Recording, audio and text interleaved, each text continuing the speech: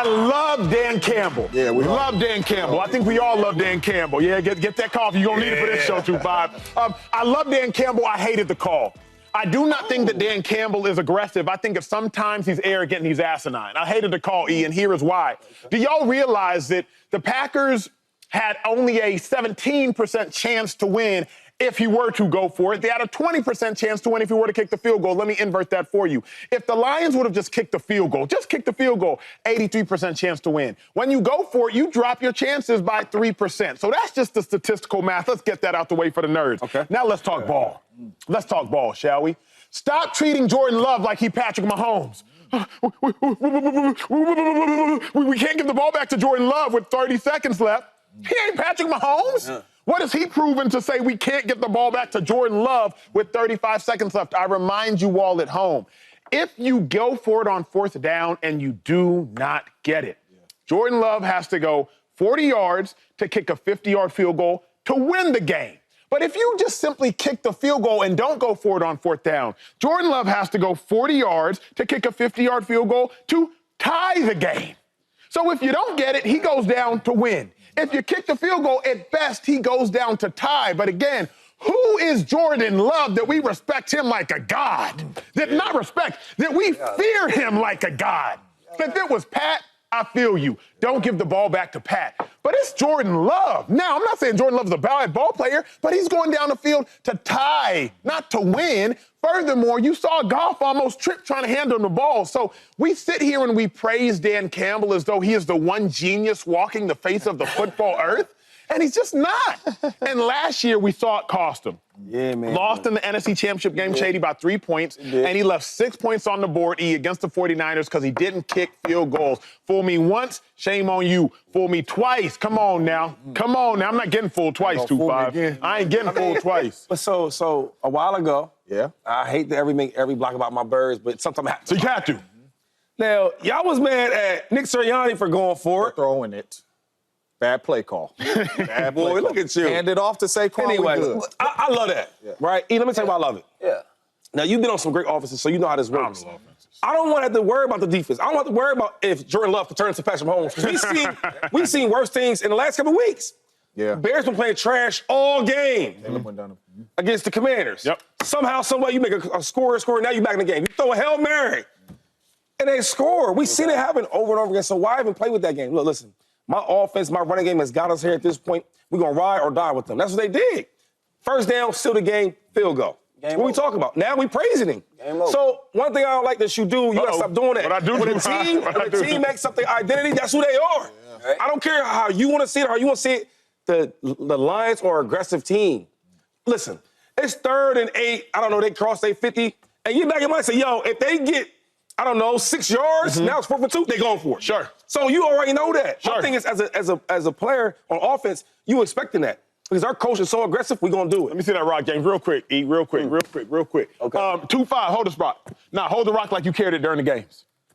No, like you carried it during the games. Because Shady was reckless with the ball. Shady was reckless with the football during the games. But Shady knew this much. He was never going to put his team in harm's way because when push come to shove, Shady was going to get high and tight with it and make sure he didn't fumble. Not to question Shady's recklessness during the course of the game, but eventually, E, he toned down his recklessness to not cost his team the game. That's what I need Dan Campbell to do. You can be reckless at times. Go for it on 4th down if you're up by 14, up by 17. But eventually, high and tight with it. So in that situation, if you were the head coach, in that situation, you would have kicked the field goal? Kicked the field goal. Me, I wouldn't have. Based off that situation, I'm inches away from being able to the game is over. I would have went for it. I would have went for it, got it, just like how they 2 seconds on the clock, game over.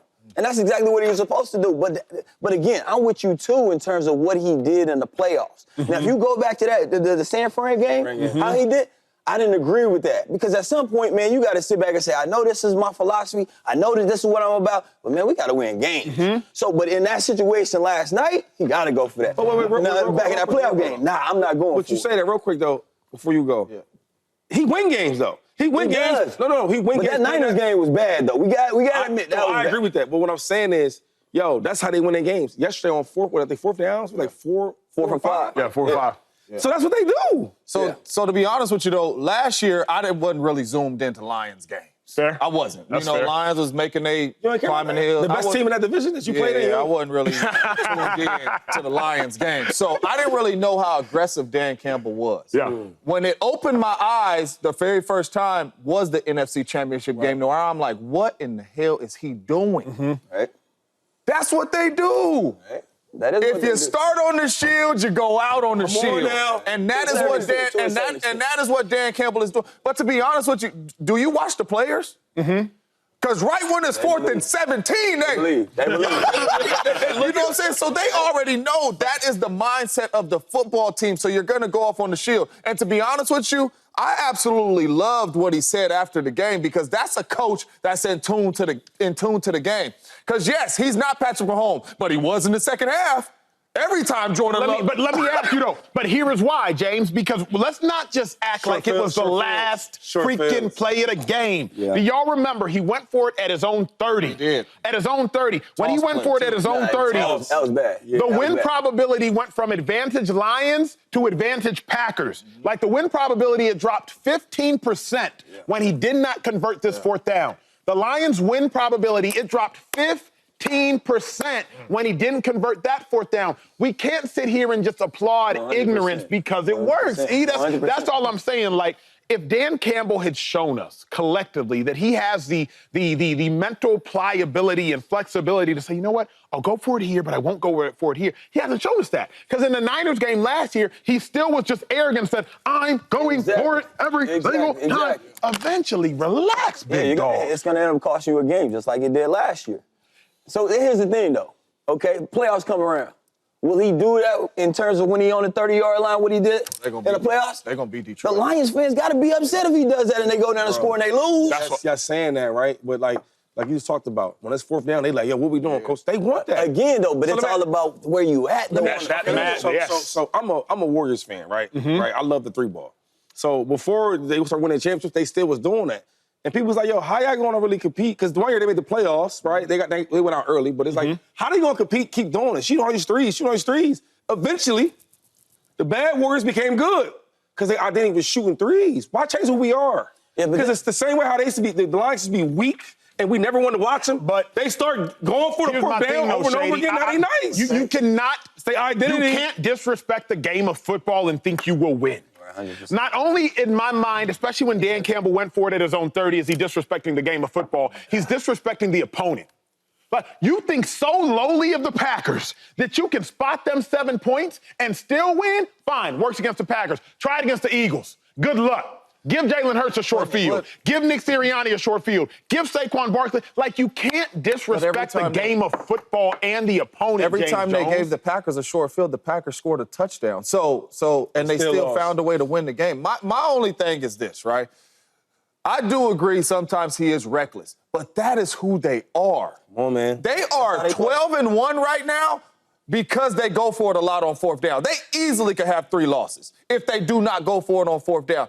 Dan Campbell and the Detroit Lions' identity is when we cross the 50, and sometimes when it ain't cross the 50, 4 down mindset.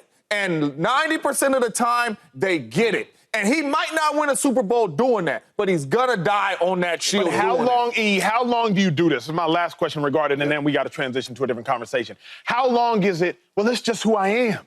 You don't go home to your wife, hey, James, why are you always yelling? Baby, it's just who I am. No, lower your voice. Lower your voice. Eventually, I need you to change your personality, cater your personality to a situation. Shady, you can't live your whole adult life saying, well, it's just who I am. It's just who I am. You can change. Well, the story's going to tell itself because when the playoffs come, if he's consistent with that, if he wins the Super Bowl, will he change the dynamic of how people call plays now? If them playoffs coming we'll through Detroit, he going for it every single time. And another thing is, it's a copycat league.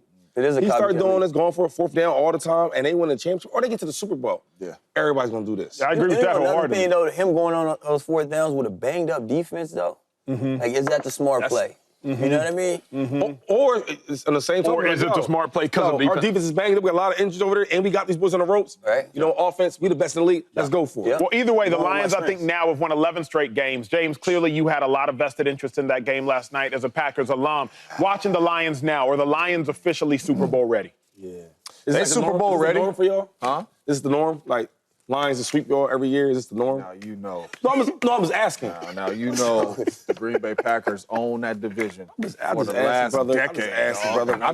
I'm just answering. But he said dog. that's a You know what I'm bad saying? man. You know what I mean? So, don't have to say hey, nothing. kudos to the Detroit Lions for finally it's a new era. getting It's a new getting captain to in play town. like this. But you know what I'm saying? Listen here, man.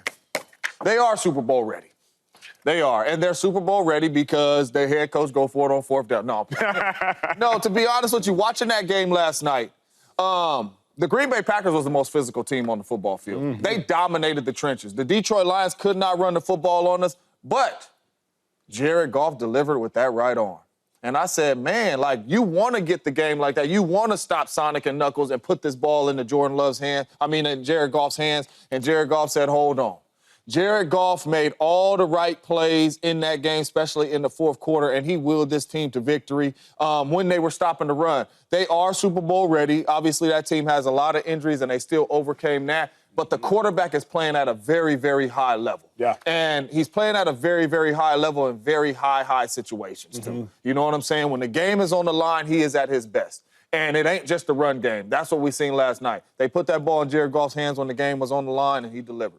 E, where you at with it? Super Bowl ready? I think they're a Super Bowl team, Super Bowl ready. I think they got a head coach, man, and Dan Campbell, they got the guys trusting in him and believing in him. Okay. I mean, the defense is banged up. You know what I mean? I think with Zadarius Smith coming over, I think that was a big pickup. Nice. But, offensively, man, you look at this offense, where do they lack at? I think a lot of people kind of sleep on Detroit because they don't have this big-time superstar, right? They got a lot of players that's bought into the system. Man, it was good to see Tim Patrick, man. Tim Patrick, that's one of my young cats, It was man. He not was good with me to with the see him, but Broncos. On your side, it was good for me. Even the post-game interview and everything, I said, even when I was watching, I said, man, I'm proud of you, TP. Everything he overcame, the 2 touchdowns last night. But he's one of those guys that's, man, you tell him go in there and crack that safety, he gonna go in there and crack that safety. Yep. And he gonna do whatever it takes to win the game. You know what I mean? He got a bunch of dogs. So, are they Super Bowl ready? Hell yeah. Now, you went to 2 Super Bowls, you won 1. What, in your mind, is the difference between a team that's Super Bowl ready can win it and Super Bowl ready but isn't going to win it? What's the difference? Like, the Super Bowls that I've played in, you know, it's a little bit of luck. You know what I mean? A little bit of luck. But, I remember that 2015 team, man. We had defense. Yeah. So that's why sometimes I sit back and look at the Lions, I'm like, they banged up. And then you look at Philly, and Philly got offense and defense. Right, so, right, absolutely. You know, hey, look at it. I see where this goes. That boy knows But the Lions got to get healthy. They got to get healthy on defense. But offensively, man, they are strong. They're strong. 2-5, Super Bowl ready? Yeah. Now, I love the Lions. I love them from day one to right now. Right? But they're Super Bowl ready. They're a contender, right? Really good quarterback, really, really good coach, right? Aggressive coach, got their identity, they're falling in line. A lot of injuries, though. You know what I mean? We'll see how that works out. But I don't know if we're going to the Super Bowl with the Eagles. I'm just being serious. I'm not trying to be biased, but they play a lot of man coverage. Just focus on the Lions, though. Do they have a weakness? Like, do they have? We'll talk about. I don't think so. Though. No, I'm serious. I was joking around, but I don't Injuries think on so. defense. I think other than the injuries, but the offense makes up for it, right? And then they do a good thing of like stay on the field, milking that clock up, right? So if I'm a defense, I'm not that good, but my offense is eating the clock up, always on the field, converting on 3rd downs, converting on 4th downs. We get a long break, so we ready to go. Yeah, and they adjust with each other though. So I love the way they play football. Like that. It's incredibly prolific. Shady, you played on a #1 offense in 2013 with Chip Kelly. E, you played on several #1 offenses, if I'm not mistaken. Clearly, that Denver Broncos offense, 2014, it was legit. When you see the Lions offense, what makes them so special to y'all? I think James, you obviously played on. Yeah. God knows how I much. think it's balance. I think it's balance, man. Yeah. They can hit you from all type of angles. They got two running backs that are studs. They got receivers who can make plays. And before yesterday, I didn't have Jared Goff in MVP race. But now, after watching him last night, I said, man, if Josh beat the Rams, man, that game next week gonna be big, right? I think it's gonna be a battle for the MVP. Now Saquon's off in there too. Come on now. But they got balance, man. That play action, you don't know if they handed it. Next thing you know, then they got receivers who can run routes. Yeah. They got big play. They got big receivers where you can throw it up like TP. So they hit you in all type of plays. And then they got an offensive coordinator and a head coach that believe in their system. You know what I mean? So and then the offensive line. Yeah. That old line, man, the game is won in the trenches. I would say this. I would say no egos, right? That's good. To be a really, really good team, really good offense, right, you got to have no egos. Yeah. When I played with the Chiefs, You know, I'm used to playing with superstars, right? And they had a lot of superstars. But the best thing they had, right, that mattered the most was no egos. Right. Yo, what's your day today? Yo, we got 2 running backs that's studs. So we might run this ball 40 sometimes a day. And the wide receivers, you might only get 3 targets. You might only get 5 targets. And we might need you to block. And St. Brown said, bet, got you, coach. Yep. Right? Yep. So tight end can get busy. Offensive line is probably one of the best in football. They have no egos. That's why they are so good. It don't matter whose day it is. They all are trying to win, and that's having a No super doubt day. about it. And we all know the special offenses is the ones that can do everything, right? If this game has to be nasty and grimy and ground and pound, they can do that. Man for it. If we are down in a game and we need our wide receivers and our quarterback to step up, we can do that. And that's signs of a really good offense. I don't want to sit up here and say unstoppable because everybody can be stopped, but that's the signs of a really good offense, right? If we down in the game, we got the quarterback and the wideouts that can get us out of this hole, all right? If we got to stay up in the game, we in 4-minute offense the whole dang game, we got 2 running backs and an offensive line that can lean on you and wear you down. That's signs of a really good offense. The Detroit Lions got a really good offense, and that's why Dan Campbell goes for it on 4th down. You know that, Acho. Hey, before we go to break, James Jones, you were going to start the show with a question. Yeah, so any wideouts that come up here, I always ask them a Hot seat. question. I don't know the answer to this question, but I did it with D-Jack, I did it with TJ Houshmandzadeh. Answer this question. Who do you think had more yards per catch in their career? What up, YouTube family? Welcome to the facility. Thanks for watching, and you better be sure to hit that subscribe button if you want to get more highlights from the show and all of our exclusive content.